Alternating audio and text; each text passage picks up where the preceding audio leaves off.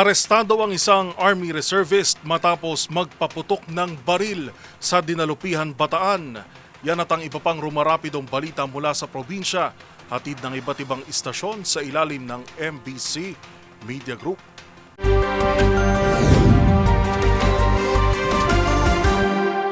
Naharap ngayon sa kasong alarming scandal, illegal discharge of firearms at paglabag sa Republic Act 10591 ang isang Philippine Army Reservist matapos maaresto ito at ireklamo sa pagpapaputok ng baril sa Barangay Torres, Dinalupihan, Bataan. Sa ulat ng Dinalupihan PNP, naganap ang reklamo ng pagpapaputok ng baril ng sospek alas 11:05 ng hating gabi at naaresto ito Linggo 1:50 na madaling araw. Nakatanggap umano ang Dinalupihan Municipal Police Station ng tawag mula sa isang concerned citizen kaugnay ng umano'y pagpapaputok ng baril ng isang lalaki sa nabanggit na lugar. Agad na rumisponde ang mga tauhan ng Dinalupihan Municipal Police Station, partikular ang Bravo 40 Mike 1 upang beripikahin ang insidente at pagdating sa lugar. Isang lalaki ang sumalubong sa mga responding pulis na kalaunan ay nakilala ang suspect na si Rio Jacob Pauline Bernardo, 23 anyos. Isinuko niya ang isang Smith & Wesson revolver na may serial number na kargado ng 4 na bala at isang cartridge case na nasa loob ng cylinder. Ngayong araw ng Lunes ay sasailalim ito sa inquest proceeding sa Provincial Prosecutor Office para sa isasampang kaso.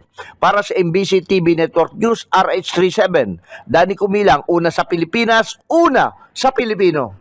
Arestado na mga operatiba ng Police Station 2 o San Pedro Police Station ang isang 34 anyos na guro na may dalawang aktibong warrant of arrest kaugnay ng child-related offenses at paglabag sa Anti-Photo and Video Voyeurism Act. Naaresto ang suspect dakong alas 9 ng umaga, Nobyembre 22 sa Purok 6, Rizal Extension, Barangay 38-D. Kinilala ang suspect sa alias Donaldo, residente ng Quezon City at isang guro na nadakip sa bisa ng dalawang warrant of arrest na inisyo ng Regional Trial Court NCGR Branch 38 sa Manila. Ang mga kaso ay kinabilangan ng Act of Lasciviousness sa ilalim ng Republic Act 7610 at paglabag sa Republic Act 995 o Anti-Photo and Video Voyeurism Act. Tinatayang 222,000 ang inirekomendang piyansa para sa kanyang pansamantalang paglaya. Sa ngayon, nasa kustodiya ng Police Station 2 ang suspek para sa tamang disposisyon at pagsasampa ng kaukulang proseso. Para sa MBC TV Network News, ito si June Suter, una sa Pilipinas, una sa Pilipino.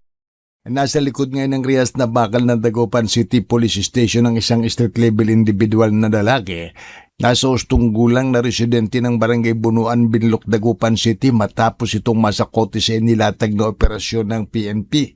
Bate sa ulat ni Dagupan City Police Director Colonel Orly Pagaduan, nagkasa ng operasyon ng kanyang mga tauhan sa City Police Drug Enforcement Unit, katuwang ang City Intelligence Unit, Station 6 ng City Police Office at ang PIDIG SOU-1 sa Barangay Pantal sa syudad, kung saan isa ang nagpanggap na bayar at nakabili sa suspect ng 5 plastic sachet na naglalaman na hinihinalang shabu na tumitimbang ng 11.5 grams at may street drug price na 78,200 pesos kapalit ng mark money at agad itong inaresto. Nakumpiska sa suspek ang mark money, cellphone at kanyang motorsiklong gamit sa illegal na gawain. Kasong paglabag sa Republic Act 9165 Comprehensive Dangerous Drug Act of 2002 ang kinakaharap ngayon ng suspek.